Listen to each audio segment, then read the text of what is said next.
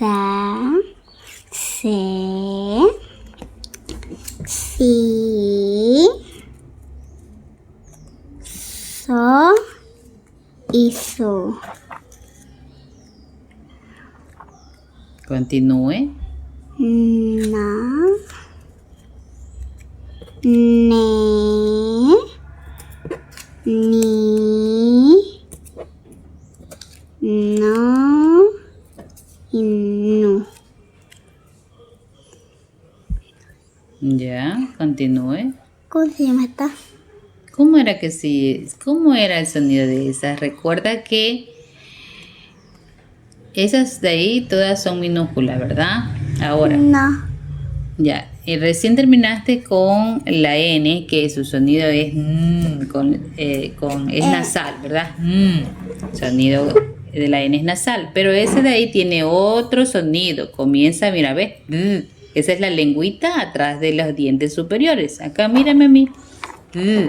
El sonido de ella es y su nombre es de.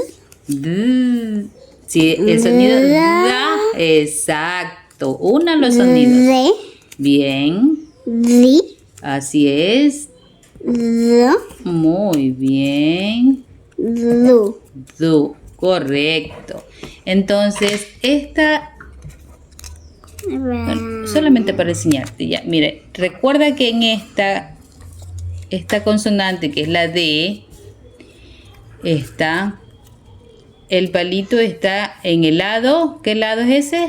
Derecho. Derecho, eso también te va a permitir recordar. Ahora, la de acá, finalmente la de acá, que es con la que te confundes. A ver. Lea las sílabas. Si no se acuerda el nombre de las letras, trate de leer las sílabas. Si esta es la que ya hicimos antes, es da, de, di, do, du, ¿cuál será esta? Recuerda que en cambio en esta, el palito que se acerca al círculo o a la bolita está en el lado izquierdo. De, ¿Ya? ¿Cuál sería?